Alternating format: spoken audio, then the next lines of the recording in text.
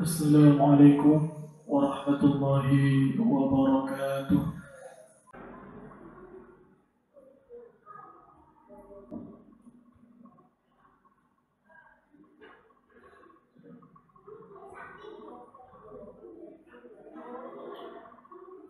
Alhamdulillah, alladzi arsala rasulahu bil huda wa dinil haqq liyudhhirahu 'ala ad-din kullih wa kafaa billahi shahida. Ashhadu an la ilaha illallah wahdahu la sharika lah wa ashhadu anna Muhammadan 'abduhu wa rasuluhu wa la nabiyya ba'dahu. Allahumma salli wa sallim wa barik ala sayyidina Muhammadin wa ala alihi wa sahbihi ajma'in. Amma ba'du, fa ya ayyuhal muslimun al-hadirun rahimakumullah, usikum wa nafsi bitaqwallah. Ittaqullaha haqqa tuqatih wa la tamutunna illa wa antum muslimun. Hadirin jamaah Jumat yang dimuliakan Allah Subhanahu wa taala, marilah kita bersama-sama senantiasa mempertahankan sekaligus meningkatkan keimanan dan ketakwaan kita kepada Allah Subhanahu wa taala dengan menjalankan semua perintah-perintahnya sekaligus menjauhi semua larangan-larangannya, tanpa ditunda-tunda, tanpa dipilih-pilih, dan harus dimampu-mampukan.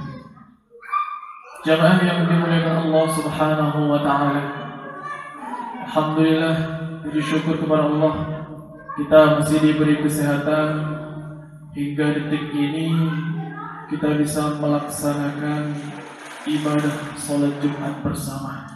Semoga kita mendapatkan ridho dari Allah Subhanahu wa taala. Amin ya rabbal alamin. Jamaah yang dimuliakan Allah, pada kesempatan khutbah kali ini khatib akan berkhutbah dengan tema pentingnya memiliki sifat malu. Sekali lagi, dengan tema pentingnya memiliki sifat malu. Jamaah yang dimuliakan Allah Subhanahu wa taala, salah satu sifat yang harus dimiliki oleh kita adalah rasa malu.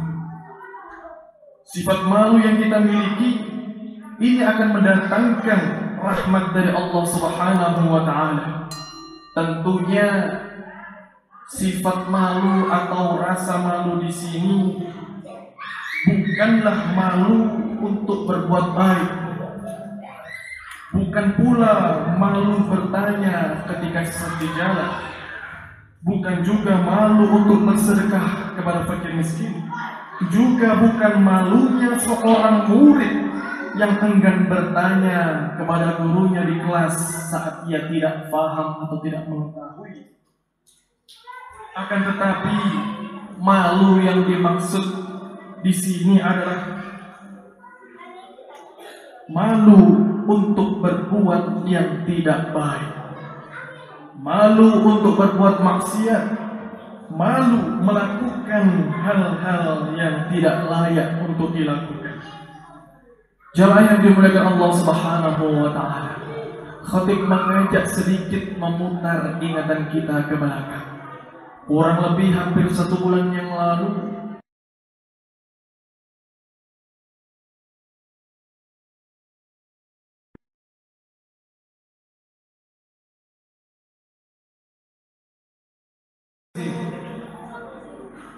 memperingati dan merayakan. Soal memperingati ini menjadi hal yang sangat baik, tradisi yang akhir-akhir ini baik di masyarakat kita. Kalau kemarin, kalau tidak salah, 17 Agustus itu hari Jumat. Jadi hari Kamis malamnya itu semua kirim doa.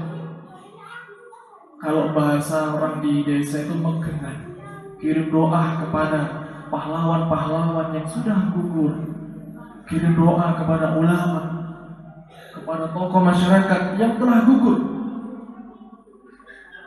memperjuangkan kemerdekaan Republik Indonesia.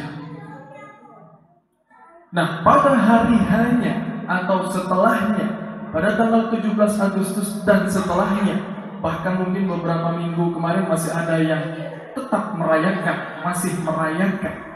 Kalau memperingati bagus, ini bisa dipertahankan bahkan ditingkatkan. Nah, ketika merayakan dihiasi dengan perlombaan-perlombaan, berbagai macam jenis perlombaan dan sebagainya.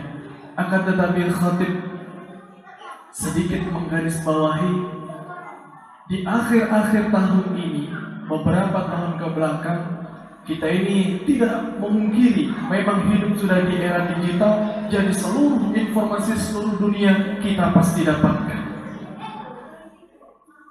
Beberapa akhir tahun ini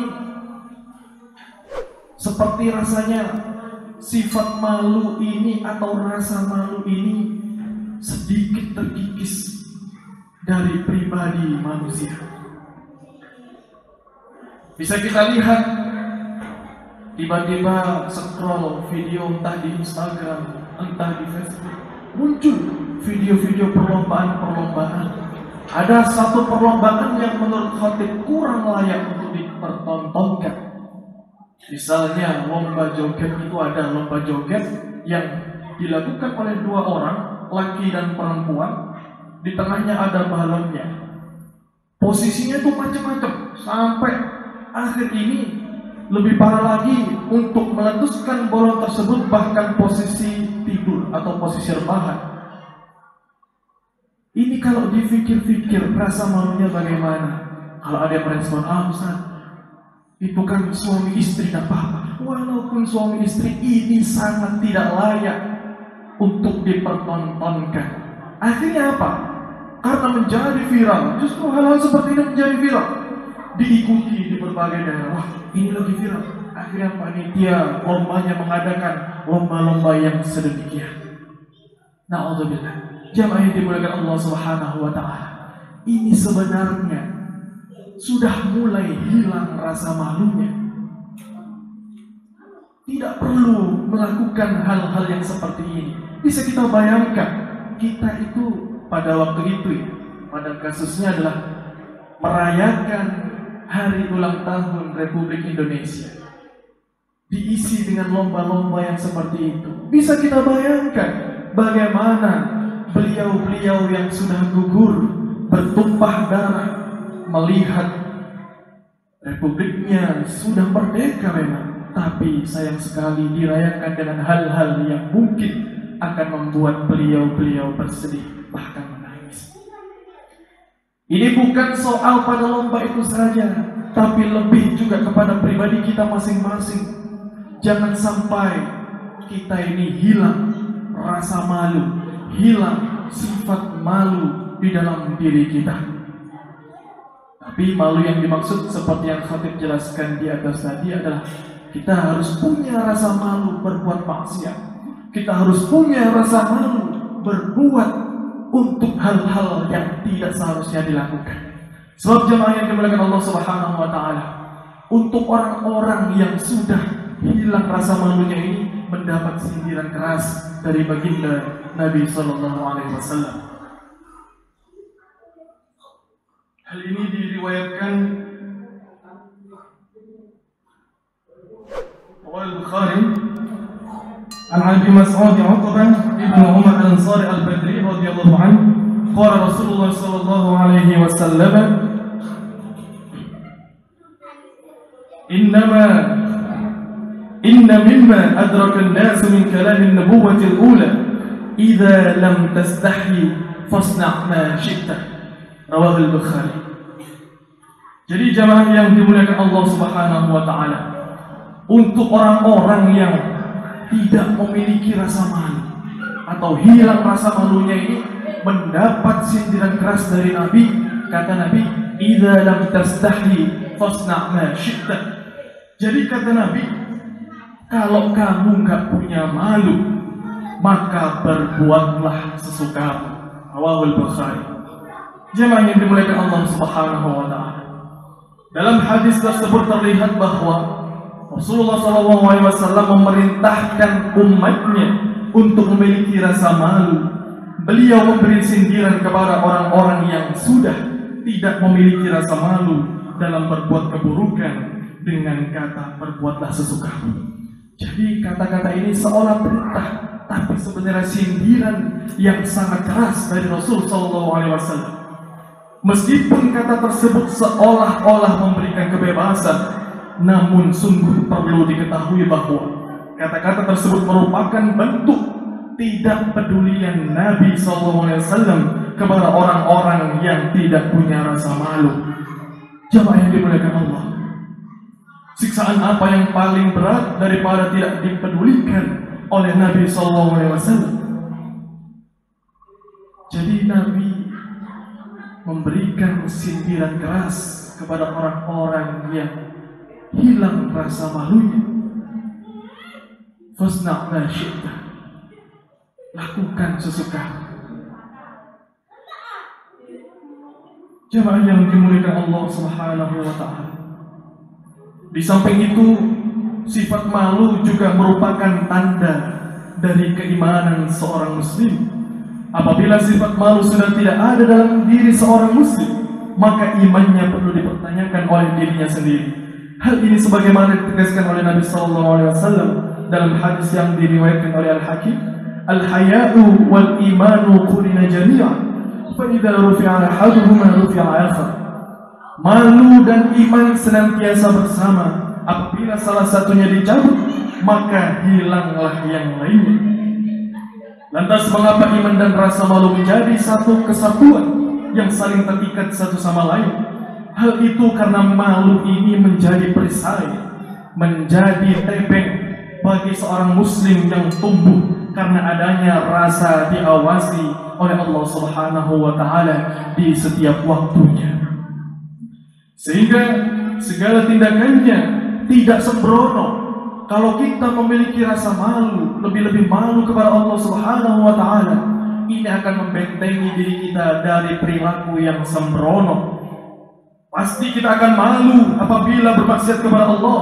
Pasti kita akan malu apabila menyakiti sesama hamba Allah. Pasti kita akan malu apabila kita menjadi seorang pejabat. Pasti kita akan malu saat kita menyalahgunakan wewenang yang kita miliki, dan sebagainya yang tidak bisa dicontohkan dan disebutkan oleh khatib. Jemaah yang dimuliakan Allah Subhanahu wa ta'ala, setelah kita mengetahui pentingnya memiliki sifat malu, maka bagaimana kita memulai diri untuk menumbuhkan sifat malu dalam diri kita? Apa saja hal yang dapat menumbuhkan sifat malu kepada kita, sifat malu kita kepada Allah Subhanahu wa ta'ala? Jamaah yang dimuliakan Allah Subhanahu wa ta'ala, yang pertama adalah yang harus kita lakukan, kita harus menumbuhkan pikiran malu sejak dalam akal kita, sejak dalam pikiran kita. Artinya, apapun yang akan kita lakukan, maka dipikirkan terlebih dahulu. Apabila kita ingin melakukan perbuatan yang buruk, maka semua itu pasti ada konsekuensinya, baik untuk diri sendiri, bahkan untuk orang lain, baik untuk kehidupan dunia dan pun di akhirat nanti. Jadi yang paling dasar adalah rasa malu ini sejak dari pikiran.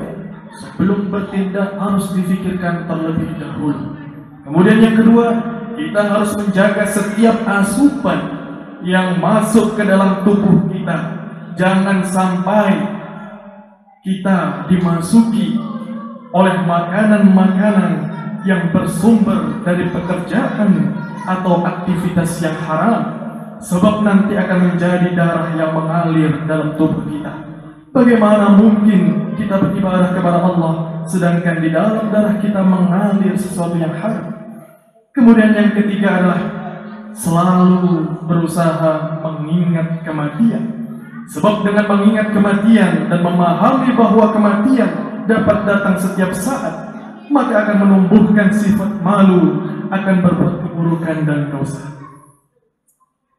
Jamaah yang dimuliakan Allah Subhanahu wa ta'ala, Demikian isi khutbah yang dapat khatib sampaikan.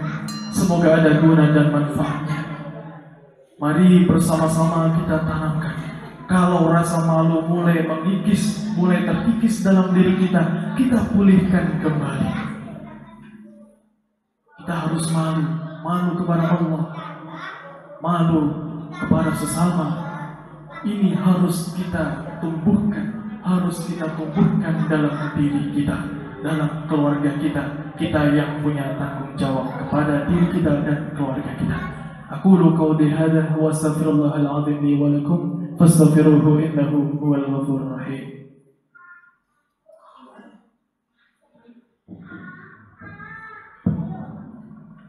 Allahumma salli wa sallim ala sayyidina Muhammad wa ala ali sayyidina Muhammad.